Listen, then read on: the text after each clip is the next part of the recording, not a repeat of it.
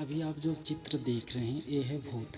भूत अर्थात भयानक, जो कि डरावना होता है। लोग भूत नाम सुनते ही डर जाते हैं, रूह कांपने लगती है, लोग पूरा भयभीत हो जाते हैं भूत का नाम सुनते ही। यदि भूत सामने आ जाए तो लोगों की हालत क्या होगी।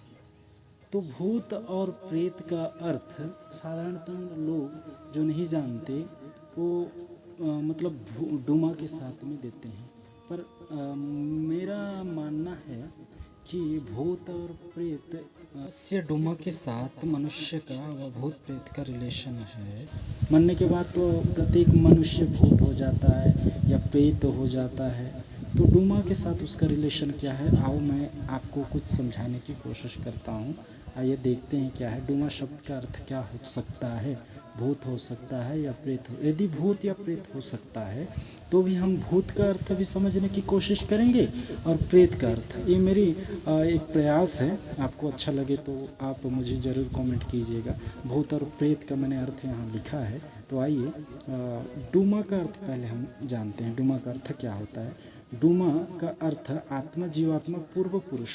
जो हमारे लोग मर जाते हैं उनको हम डुमा रूप में अपने घरों में लाते हैं और उनको पूजा करते हैं। उनको हम अपने पूर्व पुरुष या पितृगण का कहते हैं, जो कि हमारे पूर्वज हैं, उनको हम डुमा कहते हैं। तो डुमा देव को हमारे गाणा समाज में सर्वश्रेष्ठ डुमा, जिसको चालक डुमा भी हमारे गाणा समाज में कहा गया है, जिसे हम गंडदेव की भी कहते हैं।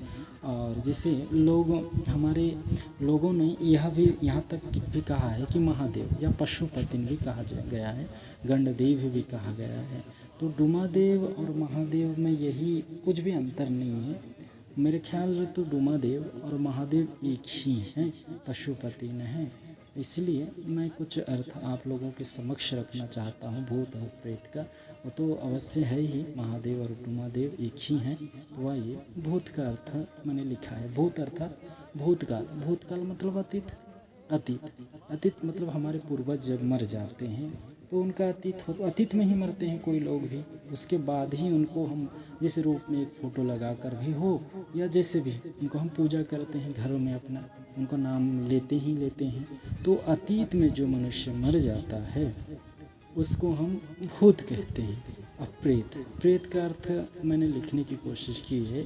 यहाँ मैंने उदाहरण दिया है जिसका अर्थ पर मतलब दूसरा, दोबारा, पुनः, बार बार। और उसके बाद मैंने लिखा है प्रेत में से ही पर और एत।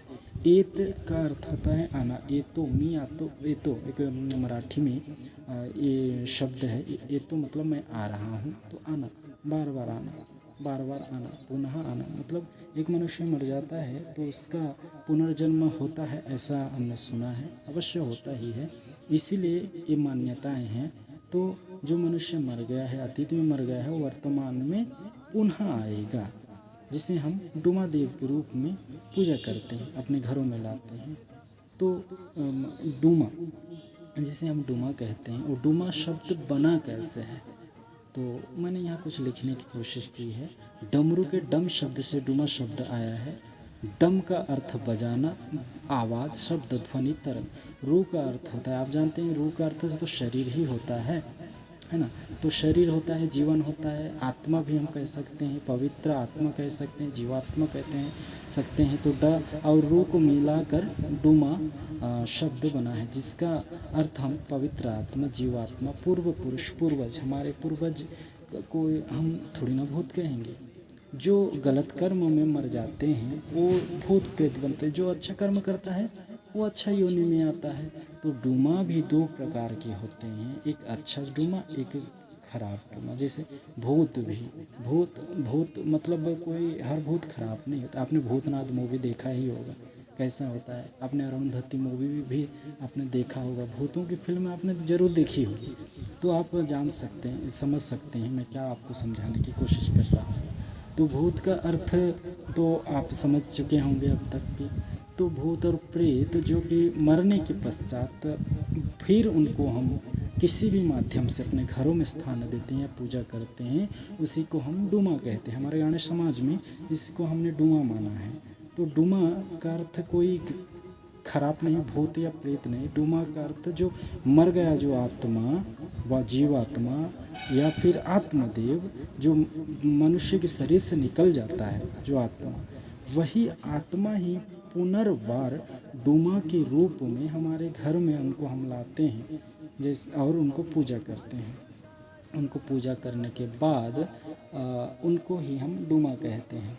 इसीलिए लोग कहते हैं कि डूमा देव क्या है, डूमा देव क्या है। तो गाना समाज में गंड देव को ही डूमा देव कहा गया है, जिसे लोगों ने शिवलिंग भी कहा है ना, जिसे लोगों ने शिवलिंग कहा है, जिसे हम साधारणतः कपाली कहते हैं, जिसे हम कपाली कहते हैं, जिसे हम महादेव या पशुपति कहते हैं, जो पशुपति नाथ कहते हैं, जिसे हम महादेव कहते हैं।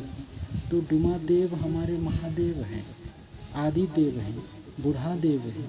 तो हमारे बूढ़ा देव को ही हमने डूमा देव के रूप में माना है। तो वही हमारे आदि देव, वही हमारे महादेव हैं, वही हमारे आदि देव हैं। इसलिए डूमा देव या फिर जिसे हम डूमा कहते हैं, जिसको डूमा के रूप में हम पूजा करते हैं, जिसे लोग कहते हैं कि भूत है, प्रेत है, जो लोगों को मारता है, वैसा करता है, ये करता है, पर ऐसा कुछ भी नहीं है। डूमा का अर्थ होता है अपने पूर्वज जो कि हमें संरक्षण प्रदान करते हैं। इसलिए डूमा को आप कभी भी मत डरिएगा। डूमा हमारे इष्ट हैं, डूमा हमारे पूर्वज हैं, जिसे हम पूजा करते हैं, जिसे हम मरने के पश्चात अपने घरों में लाते हैं। तो मैं आप लोगों को डूमा के बारे में और बाकी सारी जानकारियाँ देने की प्रयास करूँगा। अभी यहीं तक की मेरी जानकारी है। मैंने कुछ सोचा था, कुछ कहूँगा डूमा के बारे में, पर वो सारी बातें अभी नहीं हो सकती। इसलिए भूत और प्रेत का शब्द मैंने अर्थ समझाने की कोशिश की है। यदि आप लोगों को अच्छा लगे मेरा सुझाव, तो अपना सुझाव मुझे प्रदान कीजिएगा, ताकि मैं आगे और इस बारे में रिसर्च करके कुछ और ज़्यादा जानकारी ले सकूँ। धन्यवाद।